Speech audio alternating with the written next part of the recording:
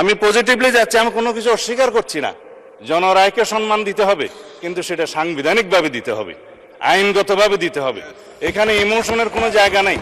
রাষ্ট্র ইমোশন দিয়ে চলে না, রাষ্ট্র চলে সংবিধান দিয়ে, আইন দিয়ে, কানুন দিয়ে। তা আমরা সেইভাবে যাই।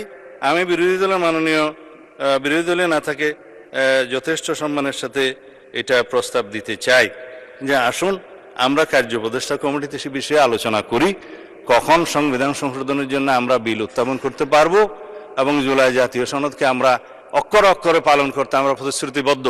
আমরা জাতির কাছে অঙ্গীকার করেছি যে জুলাই জাতীয় সনদ ঐতিহাসিকভাবে যেভাবে স্বাক্ষরিত হয়েছে রাজনৈতিক সমঝোতার দলিল হিসেবে তার প্রতিটি শব্দকে আমরা সম্মান করি। কিন্তু জুলাই জাতীয় সনদের বাইরে আরোপিত কোনো আদেশ দিয়ে, কোনো অবৈধ আদেশ দিয়ে সেটা কোনো সংবিধান সংশোধন করা যায় কিনা সেটা একটা বিশাল আইনি প্রশ্ন, সাংবিধানিক প্রশ্ন।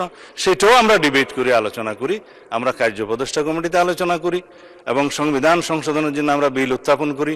সেই বিল আমরা সমঝোতার ভিত্তিতে মহান হাউজে গ্রহণ করি। তারপরে এই সংবিধান অনুসারে রাষ্ট্র পরিচালিত হবে এবং ইনশাআল্লাহ আমরা সংবিধান মেনেই এই পর্যন্ত এসেছি এবং সংবিধান মেনে চলবো। সামনের দিনগুলোতে আমরা সাংবিধানিকভাবে এই রাষ্ট্রকে এগিয়ে নিয়ে যাব।